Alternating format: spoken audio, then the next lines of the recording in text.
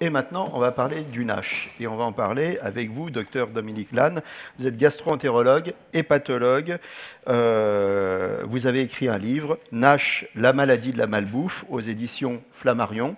Je ne sais pas s'il est en vente à la librairie. S'il y est, Oui. voilà. Donc, vous pouvez vous le procurer et vous le faire dédicacer. Ça tombe bien, vous êtes là. Vous connaissez la règle des EME que Sylvie Davidou n'a pas respecté du tout, mais que vous allez respecter, vous allez être gentil. Essayer de rattraper. Hein, 15 minutes, et puis je vous mets un petit coup de clochette à -5. Allez, c'est parti. Bien, bonjour à toutes et à tous et merci pour votre invitation. Je sais qu'il est 14 heures, c'est un petit peu l'heure de la sieste. Les neurones sont un peu endormis, mais je vais faire tout mon possible pour rester très très simple et doux pour vos neurones. Je vais donc vous parler d'une maladie. C'est la 3e maladie du foie, chronique du foie, en France, et c'est en passe de devenir la première cause de transplantation de foie aux États-Unis. Cette maladie s'appelle la maladie de NASH ou la maladie du foie gras. Elle est uniquement due à notre transformation de style de vie ces 20 dernières années. Elle est potentiellement grave et elle est surtout extrêmement méconnue du grand public, alors que nous, hépatologues et dans les hôpitaux, dans les services des pathologies, eh bien, c'est une préoccupation finalement maintenant quotidienne. Donc, comme j'en avais marre que le grand public ne connaisse pas, eh ben, j'ai écrit un livre sur ce sujet. Diapositive suivante, s'il vous plaît. Alors, pour lancer le sujet sur le foie, je vais d'abord vous parler du foie des oiseaux et des oiseaux migrateurs. Qui n'a pas vu à l'automne les oiseaux migrateurs picorer frénétiquement les graines, les vers, tout ce qui passe pendant une quinzaine de jours avant de partir dans les grandes migrations? Eh bien, en picorant comme ça, eh bien, ces oiseaux sont en train de se constituer une réserve d'énergie. Cette réserve d'énergie va être faite sous forme de graisse qui va se mettre dans le foie. Les oiseaux migrateurs, avant leur migration, se constituent un foie gras. C'est la façon la plus simple d'emmagasiner de l'énergie. Et quand ils vont traverser les océans ou les déserts sans manger une seule graine ou un seul ver de terre, avec une dépense d'énergie, une dépense musculaire extrêmement importante, eh bien, ils vont puiser donc, dans cette réserve qui est située sous forme de graisse au niveau du foie. Eh bien, vous voyez que chez l'homme, c'est un petit peu la même chose. Nous picorons frénétiquement à coups de malbouffe, de trop de bouffe. On est sollicité en permanence par l'alimentation, trop gras, trop sucré, etc. Et en face de ça, donc, on constitue nos réserves parce qu'on a été sélectionnés, nous aussi, pour constituer des réserves quand on a à manger, pour passer une disette, une famine, pour des voyages où on ne mangerait pas. Mais en face de ça, à l'heure actuelle, eh bien, on a une sédentarité tout à fait extraordinaire. On est plutôt devant nos écrans plutôt qu'à... Donc, vous voyez qu'il y a un déséquilibre complet. On est comme les oiseaux, sauf que maintenant, on est devenu extrêmement sédentaire et on ne dépense pas notre énergie. Donc, le foie s'engraisse et reste gras, finalement, toute notre vie. Suivante. Et pourtant, le foie, je vous assure, il faut s'en occuper, il faut s'en préoccuper, il faut en prendre soin. C'est un organe aussi méconnu qu'indispensable. Hein, on ne peut pas vivre sans foie. C'est le plus gros organe de l'organisme. 80 milliards de cellules qui travaillent jour et nuit, en silence. Et finalement, le foie est un véritable réacteur chimique. Dans ces 80 milliards de cellules, eh bien, il y a une transformation chimique grâce à des enzymes eh bien, de tout ce qui arrive par l'alimentation, tout ce qui traverse la barrière intestinale arrive directement au niveau du foie. Et donc le foie fabrique 300 molécules indispensables à la vie, par exemple. Le foie détoxifie. Ça veut dire qu'il fait que les molécules ne sont plus toxiques pour l'organisme. Le foie élimine, le foie fabrique la bile, etc. C'est un organe tout à fait extraordinaire. Mais là, il y a une fonction qui nous intéresse, c'est la fonction de stockage. Le foie reçoit, transforme et stocke les sucres et surtout les graisses. Et donc, quand il stocke trop, eh bien, on va avoir un foie gras, ça va s'appeler en termes médicaux la stéatose. Alors voilà, on arrive dans le vif du sujet, donc du foie gras. Le foie des Français a changé ces 20 dernières années. Si vous interrogez un vieux chirurgien digestif qui a opéré ces 40 dernières années, il vous dira qu'il y a 40 ans, eh bien, le foie était plutôt comme celui de gauche, d'un beau rouge sombre, et que progressivement, il a vu le foie de ses patients devenir un peu jaune, jaunâtre, puisqu'il est rempli un petit peu de graisse. La graisse, c'est jaune. Il a un petit peu augmenté de volume. Ses bords se sont arrondis.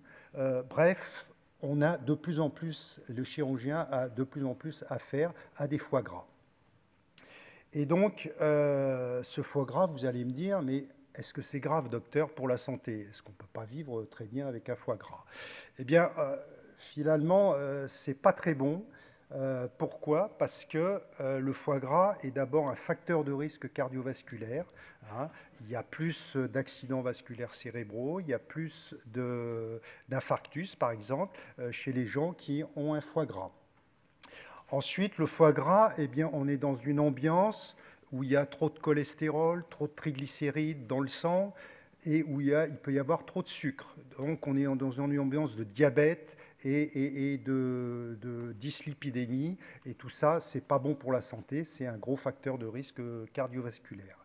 Mais pour ma partie, donc pour la NASH, la maladie du foie gras, eh bien, il faut savoir que chez 10% des gens qui ont un foie gras, et pour des raisons qu'on ne connaît pas encore actuellement, il y a sûrement du génétique derrière, il y a peut-être du microbiote derrière, il y a d'autres facteurs environnementaux qui jouent, mais pour 10% de ces gens qui ont un foie gras, eh bien, cette graisse dans le foie est extrêmement toxique pour le foie et va entraîner une véritable hépatite. Comme un alcoolique chronique, comme quelqu'un qui a une hépatite virale, par exemple. Et donc, une véritable inflammation, la graisse va entraîner une véritable inflammation au niveau du foie. Et vous savez qu'à chaque fois qu'il y a inflammation sur des mois, voire des années, eh bien, le foie ne sait faire qu'une chose face à cette inflammation, c'est fabriquer un tissu fibreux, ce qu'on appelle la fibrose. C'est sa seule façon de répondre à l'agression, à l'inflammation. Et ce tissu fibreux, c'est ce que j'appelle dans mon livre des petites fibres de plastique. Pourquoi? Parce qu'une fois qu'elles sont constituées, elles n'ont aucune tendance à disparaître. Ce tissu fibreux va au fil des années envahir progressivement tout le foie. Donc il peut y avoir un peu de fibrose, beaucoup de fibrose, et au stade ultime, quand tout le foie est complètement désorganisé par ce tissu fibreux, eh bien, ça s'appelle la cirrhose. Et vous savez que la cirrhose, eh bien, c'est là que les ennuis commencent. On peut devenir tout jaune, on peut avoir des hémorragies, on peut avoir de l'eau dans le ventre, on peut tomber dans le coma. C'est quelque chose quand même qui est assez grave. Et cerise sur le gâteau, si je puis dire, c'est qu'à chaque fois qu'il y a fibrose ou cirrhose, eh bien, c'est un gros facteur de risque de cancer du foie. Donc vous voyez, partant de ce foie gras qui est un facteur de risque cardiovasculaire, mais qui dans 10% des cas peut être absolument une maladie grave, donc qui est la NASH, la maladie du foie gras. On peut arriver à la cirrhose et on peut arriver au stade ultime, à la transplantation de foie ou au cancer du foie, qui est un cancer de assez mauvais pronostic. Là, c'est la partie scientifique de mon exposé. C'est un foie vu au microscope. Je vous ai dit 80 milliards de cellules, tous les petits points sont des cellules. Les points blancs, eh bien, c'est des graisses c'est des bulles de graisse, pardon, de stéatose. Donc, vous voyez, et vous voyez ce tissu violet, eh bien, c'est la fibrose qui vient s'immiscer dans le foie comme ça et envahir petit à petit le foie. Voilà toute la gravité finalement de la maladie de NASH quand on arrive au stade de cirrhose. Diapositive suivante. Alors maintenant, pourquoi, on a bien un peu compris pourquoi on fait un foie gras, hein, on mange trop gras, trop sucré, on est trop sédentaire. Ici, vous avez la parfaite synthèse de ce qui nous arrive dans le monde entier et en France également. Ça se passe à Wallis et Futuna. C'est un tout petit confetti dans le Pacifique, où vivent 6000 personnes. Et bien là, vous avez deux générations, le père et le fils. Vous voyez, je n'ai pas besoin de vous décrire, hein, vous voyez la différence. Eh bien, le père, lui, il continue à pêcher et il va avec un bateau, avec sa rame, il a une dépense énergétique, il pêche, c'est beaucoup de dépenses énergétiques, il va manger le soir son poisson, ce qui n'est pas le plus gras et le plus sucré des aliments, bien au contraire. Et le fils, au contraire, lui, il est en bateau à moteur, et puis vous voyez qu'il a un ventre confortable, et bien cette personne a bien sûr un foie gras et peut-être une nage. Alors comment on en est arrivé là? Eh bien à Wallis et Futuna, en 1945, du jour au lendemain, 800 GI américains sont arrivés, c'était pour la guerre du Japon, et sont arrivés avec un soda, je ne vous dirai pas le nom, vous l'aurez deviné, du corned beef, alimentation très grasse, et les jeeps, ça veut dire sédentarité. À partir de là, les Wallisiens n'ont plus jamais fait le tour de leur île à pied, mais ils l'ont fait en voiture. Ils se sont précipités sur ce qu'ils ne connaissaient pas, mais qui leur paraissait très très bon, le sucre, le gras, le soda, etc. Et à partir de là, eh bien, ils se sont engraissés de façon inexorable. Wallis et Futuna, c'est les champions du monde de l'obésité, c'est les champions du monde du diabète. Et si on leur faisait un prélèvement de foie, eh bien, ce seraient les champions du monde aussi de la stéatose du foie gras. Eh bien ça, on peut l'appliquer un petit peu partout dans le monde, c'est comme ça que ça se passe. Diapositive suivante. Alors donc, qu'est-ce qu'il faut faire? Évidemment, on est dans le foie gras, évidemment qu'il faut limiter au maximum ses apports en graisse. Je ne vais pas vous redire tout ce qui a été dit ce matin, tout ce qui sera dit cet après-midi, mais évidemment, il faut s'aider, par exemple, des applications Yuka, il faut faire son éducation sanitaire avec le Nutri-Score. Vous savez, pendant une semaine, vous screenez tout ce que vous mangez, ou vous regardez le Nutri-Score de tout ce que vous mangez, vous allez bien voir si vous êtes dans le rouge, et si vous êtes, ou si vous êtes dans le vert ou un petit peu entre les deux. La maladie du foie gras, c'est une maladie au long cours. Tous les excès sont possibles. On a le droit de faire des excès, mais c'est pour le quotidien, tous les jours, qu'il faut éviter l'apport de trop gras ou trop sucré. Une chose, si j'avais un message à passer, c'est les enfants. Certains enfants aujourd'hui ne connaissent plus que l'alimentation ultra transformée, comme on a parlé ce matin, très riche en sucre et en gras. La NASH, je vous ai dit, c'est un phénomène qui se déroule à très long terme, sur des années et des années. Jusqu'à présent touché plutôt des personnes de 50, 60, 70 ans. Eh bien, la NASH va maintenant pouvoir toucher des personnes d'une quarantaine d'années, puisque depuis leur naissance, certaines personnes ne vont connaître que le gras ou le sucré. Diapositive suivante. Alors le sucre. Il faut parler du sucre. Pourquoi le sucre a un rapport avec la maladie du foie gras? Il faut bien comprendre que notre foie, qui est vraiment ce transformateur chimique incroyable, eh bien, a la capacité de transformer le sucre en gras. Donc, ce n'est pas compliqué. Plus vous mangez de sucre, plus ce sucre va être transformé s'il n'est pas utilisé. Si vous mangez du sucre et que vous faites un marathon après, le sucre va être utilisé. Il n'y a pas de problème. Le problème, c'est qu'on fait rarement des marathons. Mais donc tout le sucre que vous avez en excès, eh bien, va être transformé en graisse et se stocker, donc va participer au foie gras. Un soda, c'est 7 sucres. Hein, il faut bien comprendre ça. Il y a beaucoup de sucre dans l'alimentation ultra transformée, l'alimentation industrielle. On est face à des murs de sucre partout. Vous le savez, si notre grand-mère venait dans un supermarché ou notre arrière-grand-mère aujourd'hui, elle serait complètement perdue par ces murs de choses sucrées et grasses. Donc, le sucre, il faut y faire attention, c'est l'ennemi pour le diabète, c'est l'ennemi pour l'obésité, mais c'est aussi l'ennemi pour notre foie, puisqu'il est transformé en graisse. Diapositive suivante. Parmi les sucres, Il y en a un, on vous a dit, hein, tout ce qui se termine par ose, c'est un sucre. Il y en a un qui est particulièrement délétère pour la maladie de Nash, pour la maladie du foie gras, c'est le fructose. Et pourtant, le fructose, le nom est bien sympathique. C'est un sucre qu'on trouve à prédominance dans les fruits. Donc c'est un sucre des fruits. Les fruits, c'est bon pour la santé.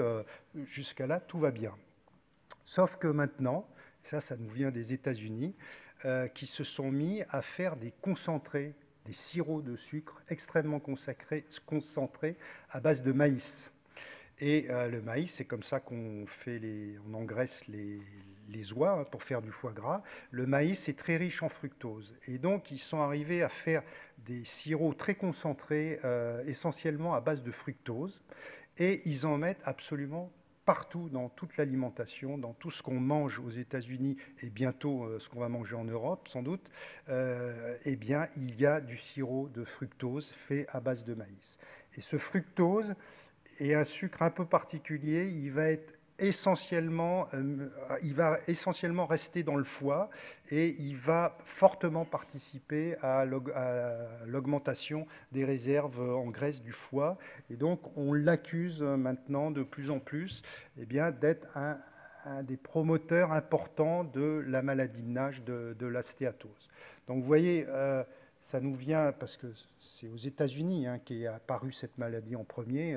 C'est une maladie qui vient de nos changements de comportement à l'américaine, où on est trop gras, trop sucré et trop devant nos écrans.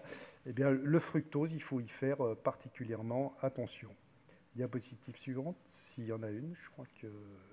J'ai oublié de vous dire, 30% des gens à la louche ont un foie gras. C'est pas 100%, hein, c'est 30% si on regarde. Et ce chiffre est en constante augmentation, puisque globalement, on mange toujours plus gras, plus sucré, et on est globalement toujours plus sédentaire.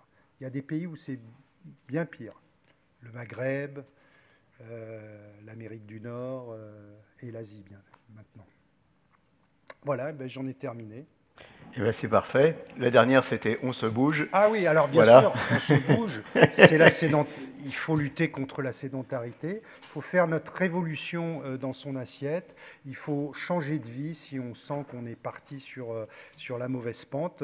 C'est difficile. Les sollicitations sont permanentes, mais j'y peux rien. C'est comme ça. Il faut faire un effort. Voilà. Voilà, on vous retrouve, on l'applaudit et on vous retrouve.